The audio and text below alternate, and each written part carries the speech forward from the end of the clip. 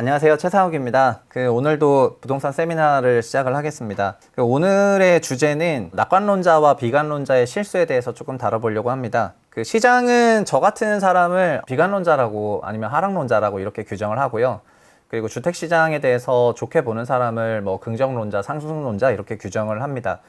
저 개인적으로는 유튜브를 제가 대중에게 알려진 거는 2020년부터인데 20년에 유튜브 세상에 왔으니까요. 2020년부터 제가 시장에 대해서 되게 보수적인 뷰를 가지고 있었고 오르지 못할 것 같다 이런 발언을 했기 때문에 저를 하락론자로 규정을 하는 것 같습니다. 그리고 저를 오래 보셨던 여의도에 있었던 멤버들은 13년부터 저를 봤고 제 11년부터 애너를 했는데 11년부터 저를 봤기 때문에 13년에서 18년 동안의 주택 가격이 낮았을 때 그때는 너무 적극적으로 사라고 했어서 저를 중간에 한번 바뀌는 그 과정을 다들 보신 분들이 계시다 보니까 저에 대해서 규정을 할 때 상승론자니 하락론자니 이런 식으로 규정을 하지 않고 진짜 주택 부동산을 매우 투자적인 관점에서 바라보는 것 같다 이렇게 또 평가를 하긴 하거든요.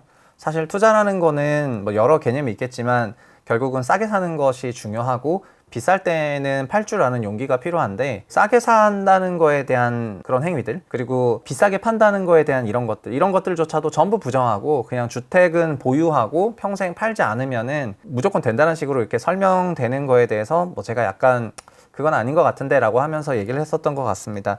여튼 제 개인적인 생각에도 13년이나 17년 같은 경우에는 주택 가격이 너무 낮았고요. 소득 대비 그리고 우리나라 성장률 대비 인구 가구 증가수 대비해서 너무 낮았을 뿐더러 주택 정책조차도 레버리지를 지향했거든요. 주택 대출을 많이 받도록 종용하면서 대출을 많이 일으키고 그걸 통해 가지고 낙수 효과를 기대했던 그 당시의 분위기상에서 시점도 좋았고 가격도 좋았기 때문에 그때는 얼마든지 사라는 매스콜이 강력하게 나올 수가 있었는데 정확히 말하면 22년부터는 정말 확연하게 정부가 대출에 대해서 규제하려고 하고 그리고 가격은 정말 터무니없는 수준으로 올라왔기 때문에 그거에 대해선 시점도 좋지 않고 가격도 좋지 않으니까 매스콜이 나오기가 쉽지 않거든요. 오히려 보유하고 있었던 사람은 정리하면은 좋은 시점이라고 저는 생각을 해요. 그런데 그런 얘기를 하면은 이제 하락론자라고 프레이밍이 되는 것이죠. 그래서 사람들은 시간이 없으니까 쉽게 어떤 대상을 상승론자, 하락론자, 낙관론자, 비관론자 이렇게 프레이밍을 하면서 바라보는 거를 일반화하는데요. 그리고 본인 스스로가 그러면은 나는 지금 좀 상승을 기대하는 낙관론을 가지고 있는지 아니면 하락을 생각하는 비관론을 가지고 있는지 이런 생각 해보셔도 좋을 것 같은데 문제는 상승과 하락에 대해서 혹은 낙관과 비관에 대해서 실수를 했을 때 틀릴 수가 있잖아요. 실수를 했을 때 차이가 매우 크다는 거를 제 말씀을 드리려고 합니다.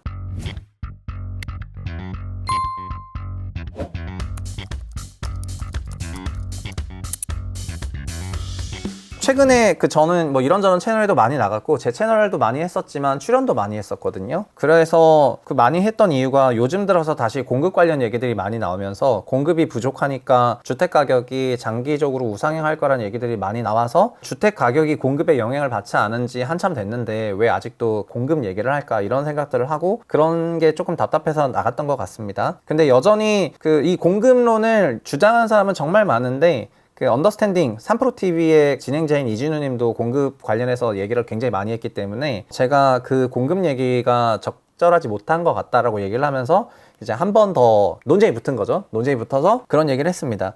근데 서울 주택 가격 있잖아요. 서울 주택 가격도 그냥 공급이 늘면은 준공이 늘어나고요. 분양과 준공이 늘어나요. 그러니까 가격이 상승하면은 분양과 준공이 늘어납니다. 그 다음에 가격이 하락을 하면은 분양과 준공이 감소를 해요. 너무 당연한 것 같다고요? 잘 들어보세요. 여러분이 재건축 조합원이세요? 재건축 조합원인데 주택 가격이 상승을 해요. 그러면 재건축 조합이 속도를 내죠. 주택 분양을 하고 싶어가지고. 그래서 주택 가격이 상승할 때 정비 사업이 활성화가 돼요. 정비 사업이 활성화가 되면서 자연스럽게 분양 물량이 늘어나요. 분양이 느니까 준공도 늘어나죠. 이런 사이클을 가지고 있습니다. 결국 가격이 상승하면은 사업하는 주체는 공급 곡선이 뭐예요? 우상향 하잖아요. 공급 곡선이라는 게 가격이 상승하면은 공급량을 늘리고 가격이 하락하면 공급량을 감소하는 거거든요. 그런데 이 부동산 공급에 대한 사람들의 생각은 공급을 없애면은 가격이 올라간다라고 생각을 한단 말이죠. 그래서 공급 곡선 자체를 어떻게 보면은 잘 인정하지 않는 것 같은데 안타깝지만 서울의 주택 공급과 주택 가격도 정확한 그런 공급 곡선을 그리고 있습니다. 주택 가격이 빠질 것 같으면 공급량이 감소하고 주택 가격이 상승하는 구간은 공급량이 늘어나요. 그래서 올해 주택 가격이 작년부터 하락을 해서 공급량이 감소했죠. 공급량이 감소했기 때문에 주택 가격이 앞으로 올라간다 이런 게 아니고 그냥 주택 공급은 가격 따라서 움직이는 변수일 뿐이다 이렇게 말씀드리겠습니다. 주택 공급은 가격 따라 움직이는 거예요. 공급이 가격을 만드는 게 아니고요. 오히려 주택 공급이 이루어지게 되면은 주변에 있는 입지 환경이라든가 상품 요건들이 달라지게 되면서 가격 상승 요인으로 작용을 하지 공급이 없는 게 상승 요인으로 작용을 하지 않는다고 말씀드리겠습니다. 수요라는 거는 가격이 상승하면 반대로 감소를 하죠. 그런데 우리는 가격이 상승하면 수요가 감소하는데 집값이 올라가니까 집을 더 사고 싶은 이 심리, 그 심리가 있다고들 많이들 얘기를 하잖아요. 그래서 이거는 선호와 수요에 대해서 구분하면서 얘기를 해야 되겠는데, 그런데 하나 말씀드리자면은 결국 사람은 자기가 그 집을 사겠다, 집을 팔아야 되겠다 마음 먹어야 되고요. 그 마음 먹는 게 그 선호의 변화로 나타나는 거거든요. 너무 선호하면 사는 거고 비선호하면 파는 겁니다. 근데 주택을 사야 되겠다는 그 선호의 마음이 가장 강력해질 때는 임차료가 올라갈 때예요. 여러 가지 경우가 있는데 임차료가 급상승할 때, 돈을 많이 벌기 시작할 때, 구매력이 커지기 시작하니까 사야 되겠다는 선호가 올라가는 거죠. 그리고 여기에는 공급도 영향을 줘요. 앞으로 공급이 없겠네? 그러면 임차료가 많이 올라가고 집값도 많이 올라가겠네? 이런 마음으로 선호의 변화가 발생을 하죠. 근데 그 선호의 변화를 실현시키는 거는 소득과 대출이라는 구매력이기 때문에 결국 이 돈이 연결되냐 마냐인 거고, 선호의 변화 그 자체가 어떻게 어디서 왔다 이거를 정확히 규명하기는 사실 쉽지 않다. 그래서 보통 이런 선호 변화는 정성적인 그런 여러 설문조사 같은 걸 등등 하면서 이렇게 하는데, 근데 여기서 이제 공급이 부족될 것 같으니까 집값이 올라갈 것 같으니까 나는 무조건 집값이 올라간다, 이거는 두 개 정도는 간주 점프가 있는 그런 논리라고 말씀드리겠습니다. 근데 우리가 경험한 건 뭐냐면요, 이런 선호의 변화에서도 가장 큰 주택 매수 심리가 자극되는 거는 임차료가 급등하는 상황이에요. 주택은 결국 매매 아니면 임차인데 임차료가 급격히 올라가 버리는 상황이 된다면은 사람들은 2년 후에 임차료가 지금보다 올라가고 그 2년 후에 임차료가 지금보다 다시 올라간다면은 지금 주택을 취득해서 그 임차료 상승을 막는 게 합리적이라고 생각을 하게 됩니다. 2020년 7월에 우리 다 경험했지 않습니까? 임대차법 개정을 하고 금리가 내려가고, 그러니까 시스템적으로는 금리가 내려가서 전세가 올라갈 만한 환경이었지만 여기에 뭐가 불을 질렀죠? 임대차법 개정이 불을 지르면서 임차료가 완전 터무니없이 점핑을 하니까 임차료가 그렇게 올라가는데 집을 안 산다? 그거는 진짜 어렵거든요. 임차료가 쫙 올라가면은 막 집을 사고 싶어지는 게 너무나 당연합니다. 그거는 리스크에 대한 해치 심리가 너무 있기 때문에, 임차료 상승이나 리스크 해치가. 그래서 이런 부분이 선호를 자극하는 그런 요인이고, 선호를 자극하기 위해서 막 전세를 일부러 펌핑하는 것도 다 그런 기술이 되겠습니다. 전세 대출 금리를 일부러 낮춰가지고 전세 가격을 높이면 올라가는 전세 가격이 선호를 건들고 내가 구매력이 있다면 집을 취득하게 되는 건데요. 그러니까는 이런 게 어디서 나는지, 그리고 이런 선호는 사실 비교에서도 오는 거잖아요. 그래서 비교와 질투라는 인간의 본성을 건드리는 그런 커뮤니티나 그런 유튜브 채널도 많은 거고요. 뭐 너 나이 때 이 사람이 서울에 아니면 경기도에 자가 정도는 있어야 되는데 돈 벌고 뭐 했냐, 막 이런 식으로 얘기를 하고, 집 없으면은 결국 나중에 뭐 언제 어떻게 해먹고 살래 이러면서 불안, 공포, 질투 이런 거를 자극하고 선호를 건드리는 거죠. 선호를 건드리게 되면은 그 사람이 할 수 있는 최대한의 구매력을 작동을 시켜서 시장에 들어오기 때문에 이런 것들을 건드리는 것들이 마케팅 기법이 되겠습니다. 여기에 공급 부족론도 선호를 건드리는 마케팅 기법이라고 할 수가 있습니다. 그렇지만은 실제 공급은 어떻게 됐냐? 그냥 가격 따라갔다, 이렇게 말씀을 드리겠습니다. 그래서 선호를 건드리는 이런 마법이랑 실제 주택 공급 곡선이랑 가격 곡선이 어떻게 갔는지를 구분해서 대화를 해야 되는데, 이거를 이제 구분하지 않고 대화를 하는 부분에서 제가 좀 답답함을 느꼈다, 이렇게 말씀을 드렸습니다. 우리나라의 특징적인 거는 DSR이 도입이 되면서 갑자기 선호와 무관하게 DSR이 도입이 되면서 구매력이 이제 감소된 게 큰 특징이라고 할 것 같습니다. 21년이랑 22년 넘어가는 과정을 생각해 볼게요. 21년과 22년 넘어갈 때 그때처럼 매크로 환경이 엄청나게 급변했냐? 아니죠. 그때는 시장의 많은 전문가들도 저금리가 장기화될 거라고 생각했던 사람도 여전히 많았었기 때문에 선호 심리가 엄청나게 죽었진 않았거든요. 그렇지만 22년 1월 달부터 DSR을 조기 시행을 하다 보니까 구매력이 위축이 됐습니다. 내가 선호가 아무리 크더라도 내가 돈을 빌려야 되는데 내 소득에 빌릴 수 있는 돈이 종전 DTI 60%인데 DSR 40으로 낮아지니까 내가 빌리는 돈은 80%로 줄어들었는데 다른 대출까지 합쳐가지고 DSR 때려버리니까 제가 빌릴 수 있는 돈의 양이 거의 반토막이 나게 된 게 이 DSR 때문이라고 생각하시면 되겠습니다. 그래서 이 DSR을 적용하고 나서부터는 구매력 위축이 발생을 했죠. 이 정반대 사건은 2014년에 10년 전에 있었는데 2014년에 당시에는 LTV가 50을 LTV 70으로 열어주게 되고요. 이 대출 열어준 것 때문에 가계대출이 60조였다가 113조 원으로 늘어난 거 아닙니까? 그러니까 결국 대출이라는 거는 구매력이죠. 이 대출이라는 구매력을 왔다 갔다 시키게 만드는 거는 금리뿐만 아니라 대출 제도에 있는데요. 사람들은 이제 금리만 생각하는 경우가 있는데 금리뿐만 아니라 대출 제도가 있다. 근데 그 대출 제도가 완화적이냐? 그럼 돈 더 빌릴 수 있고, 대출 제도가 규제적이냐? 그럼 돈을 못 빌리는 건데 14년에는 매우 완화적이었고요. 금리도 내려가는 50bp 내려갔지만 22년 같은 경우에는 대출 제도 자체가 이제 캡을 씌워버렸기 때문에 시장이 위축이 됐었다. 그래서 21년 11월, 12월, 11월 그 전성기 가격에서 그 주택시장 분위기에서 22년 1월 돼서 매매 거래량이 완전 축소시키고 대출 증가율도 완전히 굳어버린 거는 DSR 영향이라고 생각을 하시면 될 것 같습니다. 그래서 기본적으로 자기 선호 무관 DSR이 이제 낮아지게 된 게 구조적인 그 제도의 변화다, 이렇게 말씀드리겠고, DSR 관련해서는 제가 또 글을 썼지만 시장이 DSR로부터 지금 벗어날 수 없다, 이것도 한번 읽어보시면 좋겠습니다.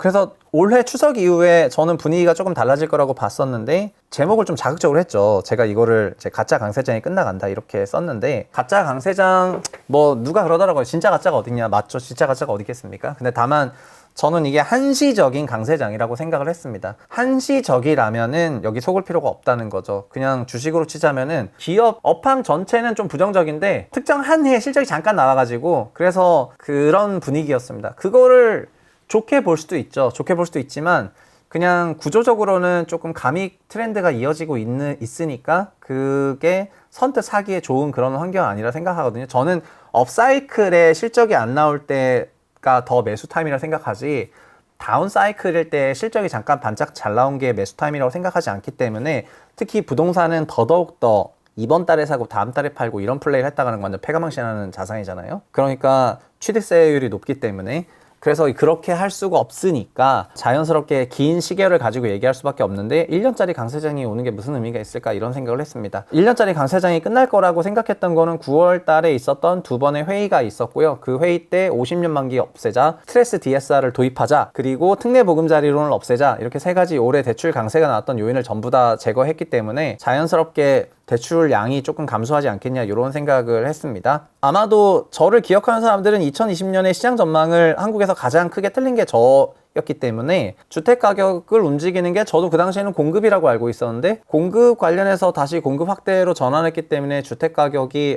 공급적인 이슈는 사라졌고, 그 다음에 세금이 수요의 근간이라고 봤으니까 세제에 집중하면은 수요가 위축될 거라고 봤는데요. 그런 거랑 무관하게요, 대출이 늘어나면은 유동성의 힘으로 자산 가격이 펌핑이 되거든요.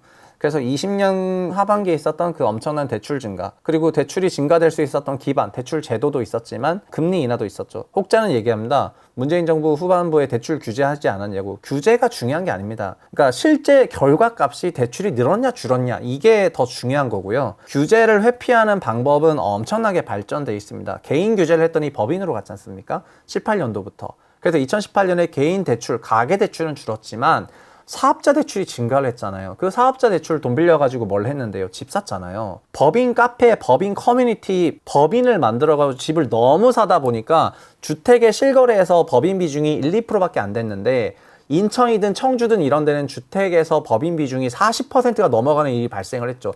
법인이 갑자기 뭐 정신 나갔다고 청주에 있는 부동산을 1, 2% 사다가 40% 사요? 청주에 갑자기 법인들이 집 사야 되겠다, 뭐 단체에 바람이 불어가지고 한 겁니까? 그건 개인이 법인이라는 명의를 일으켜가지고 차주를 바꿔서 대출 일으킨 거기 때문에, 가계대출 규제를 법인 대출로 풍선 효과를 내가지고 한 거니까 결국 대출은 확장세였다는 거거든요. 그러니까는 결과값이 되게 중요하고 시스템이 전체적으로 적용되는 시스템이냐 아니냐, 이런 것이 되게 중요하다고 말씀드리겠습니다. 단 DSR의 경우에는 22년 1월 이후부터는 그냥 광범위한 시스템으로 작용이 돼버렸기 때문에 풍선 효과가 나기조차도 어렵다. 물론 DSR도 차주별 DSR이거든요. 그러니까 여전히 차주를 바꾸면 됩니다. 개인으로 40% 한도까지 빌리고 다른 법인 차주를 빌려가지고 또 빌리고 이렇게 할 수가 있겠지만, 근데 지금은 그 차주별 DSR 40이 소득이 없는 그런 법인이 쓸 수 있는 그런 단계는 지났거든요. 그렇기 때문에 이게 굉장히 강력한 규제다 이렇게 생각하고 되게 매크로스러운 시스템스러운 그런 규제라고 생각을 해서 이게 위축된다고 봅니다.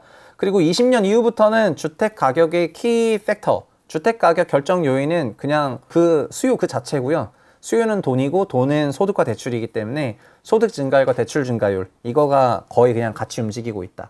그리고 작년의 하락도 대출 마이너스였고요. 올해의 상승도 2, 3분기 대출이 플러스 되면서 올해 4분기부터는 대출이 내려갈 것 같으니까 부동산 가격에 대해서 보수적으로 전망을 하는 겁니다. 근데 이게 수요 베이스로 생각하면은 되게 많은 기간과 많은 가격 변화가 설명이 되는데 그냥 막 너무 공급에 경도돼가지고 오해하시지 않으셨으면 좋겠습니다. 그래서 저는 지금 그 수요폭, 가계대출이랑 수요폭에 대해서 어느 정도 정리는 됐기 때문에 시장 전망하는 게 지금 별로 부담스럽진 않습니다. 예전에는 시장 전망하면서도 이 시장의 주택가의 프락시가 진짜 뭘까? 이런 거를 하기 위한 노력이 많았었는데 그냥 지금은 메모리 반도체 가격이 삼성전자 주가 움직이는 것처럼 주택대출액이 결국 주택대출액은 금리와 제도가 만드는 건데 금리와 제도가 만들어내는 주택대출액이 가격 요인이 된다 이렇게 말씀드리겠습니다.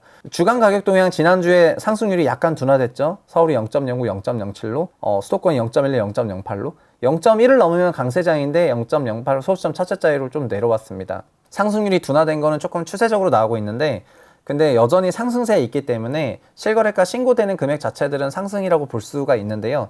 추세는 둔화되고 있다 말씀드리겠습니다. 사실 동향지표 이제 별로 볼 필요가 없습니다. 다만 동향지표가 요즘에 분위기를 많이 드러낸다. 왜냐하면 조사자들이 분위기를 반영을 하니까요. 그리고 반영되는 분위기는 이런 거잖아요. 종전 실거래 대비해서 금액을 낮춰서 매물대가 올라오고 있다. 그러면 분위기가 조금 다운되고 있나? 이러면서 반영을 하는 거거든요. 그래서 이런 것들이 찍히고 있다고 말씀을 드리겠습니다. 전세 같은 경우에는 전세의 강도는 엄청 높거든요. 현재 전세는 주간으로 이 정도로 움직이고 있습니다. 그러니까 전세 시장은 굉장히 강세장이 있죠.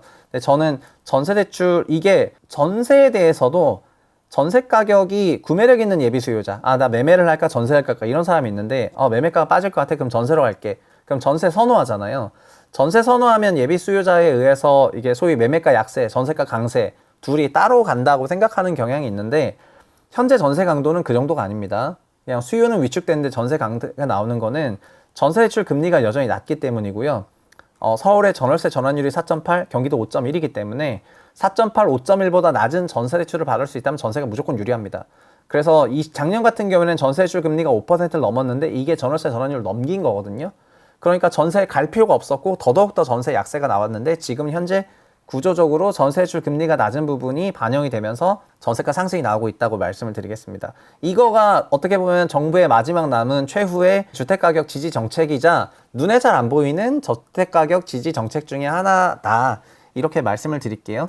그러다 보니까 요즘에는 이거를 완전 겨냥해가지고 이 임차인의 전세 대출을 레버리지로 갭매수한 임대인이 그 전세 대출을 DSR에 반영해야 된다는 거의 가계대출 1000조짜리 지금 가계대출 1000조짜리 이벤트를 지금 논의를 하고 있거든요. 그래서 이거는 진짜 엄청나게 그 중요한 이슈라고 개인적으로 생각을 하고 있다 이렇게 말씀드리겠습니다. 어쨌든 금리 영향으로 전세가 상승이 발생을 하고 있고요. 작년에 금리 영향으로 전세가 하락이 발생을 했습니다. 이 구조적인 거래 감소 DSR 수요 위축이 만들어낸 시장의 변화는 근본적으로 거래량이 적은 거고요. 그래서 거래가 조금 있을 만한 지역은 있지만 없는 경우 너무 없다 보니까 그냥 호가나 이런 것들을 내릴 뿐만 아니라 그냥 거래량이 감소되는 모습도 많이 나오고 있다 이렇게 생각합니다. 앞으로 시장 어떻게 될 것 같냐?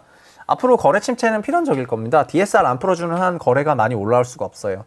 그래서 거래량 자체는 기본적으로 낮게 깔고 가는 거예요. 올라와 봤자 종전 거래량의 반이에요. 왜냐하면 대출 여력이 반이 됐으니까요. 그래서 이렇게 거래 침체뿐만 아니라 수요 위축이 있다면 약세나 재하락이 나타나겠죠. 다만 약세나 재하락을 과잉 해석하실 필요가 없어요. 하락을 50% 하락한다. 반토막이 난다. 이건 상식적으로 가능한 일이 전 진짜 아니라 생각을 하거든요. 상식적으로 주택가격을 반토막 내려면요. 불가능해요. 그건 아니죠. 어떻게 하면 되냐면은 금리를 한 8%로 만들면 반토막 날 것 같아요. 그러니까 지금 4% 금리를 8%로 만들면은 그냥 산술적으로 매매가가 반토막이 날 것 같습니다. 잠재 성장률 1% 시대 때 기준금리 8% 만들면 반토막 나야죠. 근데 그렇게 하겠냐고요. 여기 이제 머리 있는 사람들이 정책을 쓰는데. 그래서 이제 그 정도는 아니라고 생각하고 그냥 잘 생각해 보시면은 3%대 주담대를 받다가 5.5로 가니까 이제 고점비 40% 조정 나왔고 지수적으로 20% 조정 나왔습니다. 그래서 그걸 5.5를 간 거를 4.5로 끌고 내려왔더니 100pp 정도 끌고 내려왔더니 지수는 10% 올랐고 서울 기준으로요. 전세는 그보다 대출 금리가 좀 더 내려갔으니까 전세는 이제 한 20% 정도 되는 그런 실제 체감 반등이 나온 것 같습니다. 근데 지금 시장금리 올라가고 대출금리 올라가고 금리가 올라가면은 그에 비례해서 내려가겠죠. 그래서 100bp 내려가냐, 100bp 금리가 올라가냐, 150bp 올라가냐, 200bp 올라가냐 이런 것들을 가지고 그 어느 정도 감을 잡고 계량을 해야지 그냥 금리 올라가니까 내러티브로 주택가격 빠진다. 금리 올라간 만큼 빠지겠지만 올라가는 폭이 얼마냐에 따라서 하락폭도 결정되는 거잖아요. 근데 빠지는 거를 되게 세게 얘기하고 싶으니까 반토막 납니다. 뭐 반토막 날 수도 있죠. 8% 가면요. 8% 가겠냐고요. 그래서 그거를 잘 이런 거를 구분하면서 들으시기를 바라겠습니다.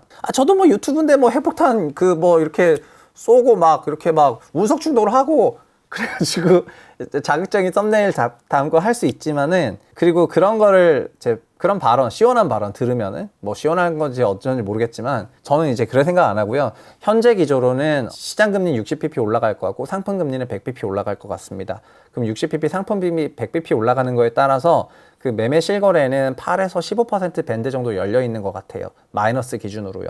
그 정도로 좀 생각을 하고 있다고 말씀을 드리겠습니다. 근데 이 말씀 드리자면요. 부동산은 한 채를 사도 일단 투자가 돼요. 한 채가 임차가 아니라 자산시장에 매수를 하는 거기 때문에 매수 이꼴 롱 포지션을 잡게 되는 겁니다. 롱 포지션 잡는다는 거는 자기 포지션이 있다는 거고요. 자산 가격 하락에 자기 자산 가격이 변동이 돼요. 과거에 이런 게 유행이었는데 한 채는 중립이고 두 채가 롱이고 전세를 살면 숏을 잡고 있다 뭐 이런 말을 하는 경우가 있었는데 저는 그 얘기를 하는 사람의 이게 완전 웃겼는데요. 한 채가 롱이고 두 채는 레버리지입니다. 두 채를 샀다는 건 내가 이 부동산 자산을 레버리지를 잡았다는 거고요. 그리고 임차는 부동산 매수의 숏 포지션이 맞죠. 그런데 우리나라에는 중립이 없어요. 중립을 잡을 수가 없습니다. 사거나 말거나니까 그 중립이라는 게 존재하지 않죠. 축구로 치면 무승부가 없다는 거예요. 그러면 사고 나도 전세 살면은 뭐 나도 전세 살고 이쪽에서 한 채 사면은 중립 아니야 이렇게 생각할 수 있는데 산 순간 그 자산에 대해서는 롱 잡는 겁니다. 네, 그렇게 이제 생각하시면 좋겠습니다. 임차 그 자체에 대해서 숏 잡을 수가 없는 것처럼요. 여튼 중요한 거는 매수는 결국 어떤 의미냐면은 저희가 투자라고 하는 건 뭐냐면은 좋든 싫든 자산 가격의 변동성을 감내해야 되는 거고요. 이거는 거의 소득과 세금 같은 거여가지고 뗄래야 뗄 수 없는 불가분의 요인입니다. 자산 가격이 등락을 한다는 것은 그거는 우리가 받아들여야 되는 그 자연적인 요건 같은 것이지 자산 가격의 등락을 회피하고 싶다? 이거 되게 말이 안 되는 소리 중에 하나가 되겠습니다. 그래서 한 채를 사도 자산시장의 롱 포지션을 잡고 자산 가격이 노출됐다고 생각한다면은 기본적으로 투자 전략이라는 게 필요하고요. 투자 전략은 두 개밖에 없습니다. 가격 전략과 시점 전략입니다. 뭐 더 이상 있을 수도 있죠. 가격 전략은 쌀 때 사는 겁니다. 비쌀 땐 안 사는 거고요. 적극적이냐 좀 소극적이냐에 따라서 다 다르겠죠. 적극적 가격 전략은 비싸면 팔아야죠. 시점 전략은 뭐냐면은 이 업황이 돌아서는 시점이냐. 그러니까 가격은 싼데 그 싼 가격이 계속 갈 수가 있잖아요. 그러면은 계속 가면 가격은 계속 싸지만 언제가 사는 매수 시점이 되냐면은 정책적으로 가격이 우상향할 것 같을 때 아니면 정반대로 정책적으로 가격이 우하향할 것 같을 때 정책이든 매크로든 거시 요건이 자산 가격이 우상향을 만들어낼 것 같을 때 이때가 좋은 시점이고요. 그리고 정책이든 매크로든 이런 여러 조건들이 자산 가격이 우하향을 만들어 갈 때는 매수하기 좋은 시점 아니고 오히려 팔기 좋은 시점인 거죠. 그러면 시점 전략이랑 가격 전략을 본인이 잘 깨닫고 이 두 가지를 가지고 생각을 하시면 되겠습니다. 요즘 저한테 이런 얘기를 해요. 지방에 있는 소형주택 매수하는 게 어떻습니까? 라고 이런 질문들 많이 나오는데 그럼 첫 번째, 만약에 지방에 있는 소형주택 매수라고 해볼게요. 지방에 있는 소형주택이 이 시점과 가격에서 뭐에 부합할까요? 지금 만약에 그게 싸다. 그러면 가격 전략에는 부합하겠죠?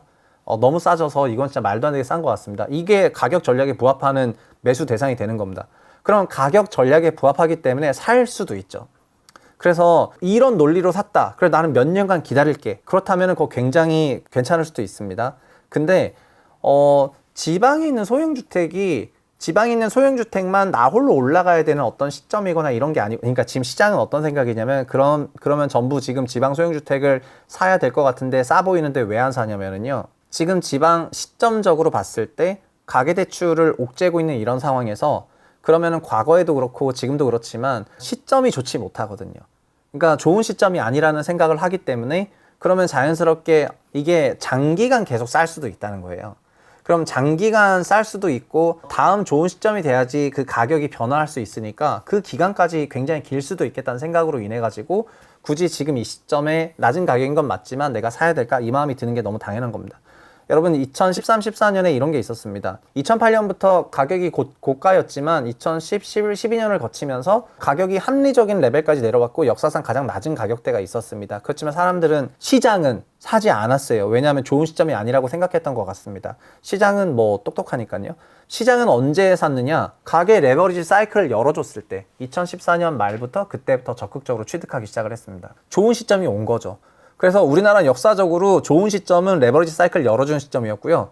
좋지 않은 시점은 가계 대출 사이클을 막을 때였어요. 그러면 지금 23년 말에 물어볼게요. 지금이 그러니까 23년 초로 물어보면요. 좋은 시점일까요? 아니죠. 근데 좋은 가격일까요? 맞죠? 30% 조정받은 주택들이 나왔으니까요. 그 조정받은 가격까지는 뭐 완전 좋은 가격이냐 아니냐에 대한 논쟁은 있겠지만 뭐 고점에서 30% 35%씩 이렇게 조정받은 거는 좋은 가격이잖아요. 제 채널에서 2월달 영상들 보시면은 바닥질을 간다 해가지고 이 가격은 좋은 가격 이런 영상들인데 클릭수는 뭐 다른 영상 대비 10분의 1 토막이지만 그 가격대는 좋은 가격이었어요. 그런데 그럼 좋은 시점이냐? 좋은 시점은 가계 레버리지 사이클이 일어나게 만든 2월부터는 좋은 시점이죠. 특례론이 만들어졌잖아요. 그리고 6월에 주담대가 올라가고 그래서 이렇게 대출이 증가하는 시점은 좋은 시점입니다. 그러면 가격이 좋고 시점이 좋은데 왜 사지 말라는 거냐? 시점이 짧기 때문인 겁니다. 1년짜리 한시적인 사이클이어가지고. 그래서 잘 사서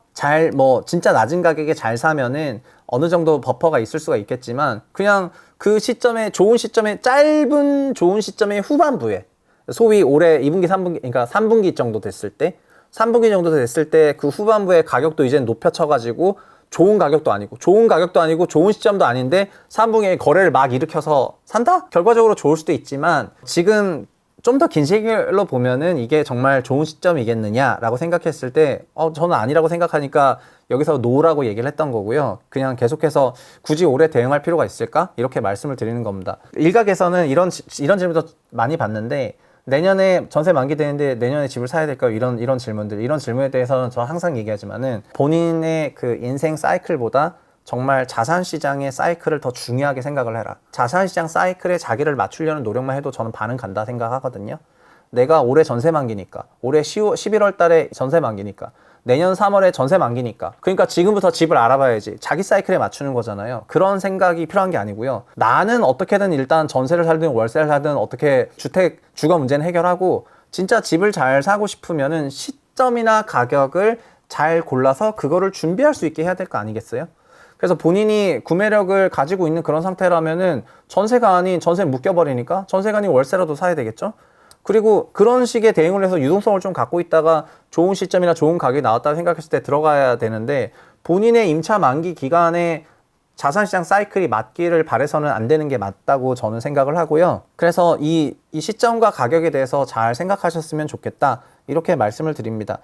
지나고 보면은 저는 2013, 2018년 너무나 좋은 가격이었고 너무나 좋은 시점이었다고 생각을 합니다. 그래서 2013과 2018년에 저는 감히 단언컨대 저보다 그때 주택을 사라고 얘기했던 사람은 한국에 없었다 이렇게 생각을 하고요. 그냥 그 당시에는 그 어떤 사람이 뭐 저에게 집을 사지 말아야 되는 이유를 엄청나게 발언을 많이 했음에도 불구하고 저는 정반대로 집을 사야 되는 이유를 100가지 1000가지는 들었던 것 같습니다. 근데 22년 이후부터는 이제는 그런 말을 하기가 어려워졌죠. 정반대예요. 지금은 주택 가격이 너무 높아졌고 그리고 가계 레버리지 사이클이 좋지 못해요. 그럼 시점과 가격이 좋지 못한데 이런 상황에서 자산을, 그것도 수명이 긴 자산을 사라고 해요? 한 주택도 투자인데? 그래서 그거는 만약에 그 집을 살 거면은 이 정도의 변동성, 그러니까 난 마이너스 15% 이상 나도 괜찮다. 어차피 4년 이상의 임대차가 더 중요하다. 그러니까 이 변동성이라는 게 필연적일 텐데 이런 변동성을 안고서도 내가 사야 되겠다라는 생각을 하시면은 사시면 되는 거고요. 그리고 정말 이런 변동성이 나한테 좀 부담인 것 같아. 왜냐면 많은 돈을 끌고 와야 되니까. 그러니까 70% 레버리지를 줘야 되는데 15% 조정받으면 자기 자본이 반만 남는 거잖아요. 그런 변동성이 나는 무서워, 싫어 라고 생각하면은 회피하는 게 맞죠. 그래서 본인의 매수 대상 주택이 만들어낼 변동성을 내가 커버할 수 있다고 생각된다고 생각하면은 전략적인 대응을 하시는 게 맞는데, 저는 설령 그렇다 하더라도 굳이 지금 시점에서 매수해야 될 이유는 없다고 생각을 하고요. 매수해야 될 이유가 발생을 한다면 거꾸로 그때는 매수를 해야 되는 좋은 시점인 것 같다, 좋은 가격인 것 같다, 이렇게 말을 할 것 같습니다. 저는 최소한 2월에는 좋은 가격이라고 말을 했었습니다. 올해 2월 달 정도 냈던 그 고점비 30, 35%씩 조정받았던, 전체 시장도 아니고 특정 몇 개 막 이런 데를 가가지고 그때 얘기했던 거는, 그때 그런 건 좋은 가격이라고 얘기를 했어요. 좋은 시점까지는 모르겠지만요. 저는 그리고 가격이 좋다면은, 시점은 잘 모르겠지만 시점은 어차피 길게 갖고 있으면 해지가 되거든요. 근데 일단 싸게 사는 게 중요하다, 이렇게 말씀드리겠습니다. 비싸게 산다? 많이 알아도 비싸게 사면은요, 버핏이 와도 저한테 지는 거예요. 저는 7억 2천에 샀는데 버핏이 지금 한국에 와가지고 14억 5천에 샀다. 그러면은 제가 더 싸게 산 거고 버핏이 저보다 많이 알고 있더라도 제가 싸게 산 거지 않습니까? 그냥 똑같은 거다, 이렇게 말씀을 드리겠습니다. 그래서 그 가격이라는 게 진짜 그렇게 중요한 건데, 그 가격을 왜 이렇게 잘 생각을 안 할까? 에 대해서 좀 답답했던 게 많았다, 이런 말씀을 드리겠고요. 오늘 세미나 이 정도로 마치도록 할게요. 뭐 제가 오늘 다소 좀 세게 말을 했는데 뭐 좀 기분이 나쁜 구간이 있을 수도 있고 등등 이런 부분이 있을 수도 있는데, 그냥 유튜브 뭐 구독자 많아졌다고 제 생각을 제 마음대로 얘기 못하고 이러지는 뭐 않을 거라고 생각하고, 여튼 저라는 캐릭터는 낙관론자, 비관론자 이렇게 양분화된 캐릭터라고 생각 안 해주셨으면 좋을 것 같고요. 어떤 상대방을 볼 때도 너무 그렇게 규정해서 바라보지 않으셨으면 좋겠습니다. 중요한 거는 비관론이 실패했을 때는 돈을 못 버는 정도거든요. 비관론이라는 거는 빠질 것 같으니까 사지 말자, 이거잖아요. 근데 낙관론이 실패하잖아요. 이거 무조건 올라갈 것 같은데, 그거는 자산 가격 하락이에요. 자산 가격 하락은요, 그 전에 몇만 %가 올랐던지 간에, 그러니까 10배가 올랐던 20배가 올랐던지 간에요, 자산 가격 하락은 마이너스 100이면 빵이 돼요. 주택이 마이너스 100 될 리는 없겠지만요, 하락은 그 자체만으로 너무 위력적이다 말씀을 드리겠습니다. 자산 시장에 있어서 대응하는 데 있어가지고 좀 뭐 덜 벌어도 내 자산을 지키는 거가 더 중요하다, 이런 마음하고, 내 자산이 다 없어져도 나는 버는 게 중요하다, 이거랑 진짜 다르다는 생각인데요. 금액이 크면 클수록 정말 자산을 지키려고 조심스럽게 안 잃으려고, 이런 식의 생각이 조금 베이스로 되면서 뭔가 이 안에서 좀 기회가 없을까? 이렇게 좀 해야 되는데요. 그냥 부동산 2채, 3채, 4채가 아니라 5채, 10채, 20채, 30채, 50채, 이렇게 그 레버리지 정도 아니라 50배 레버리지, 이런 식으로 대응을 하게 되면은 문제가 될 수도 있다, 이렇게 말씀을 드리겠습니다. 발표 마치도록 할게요. 감사합니다.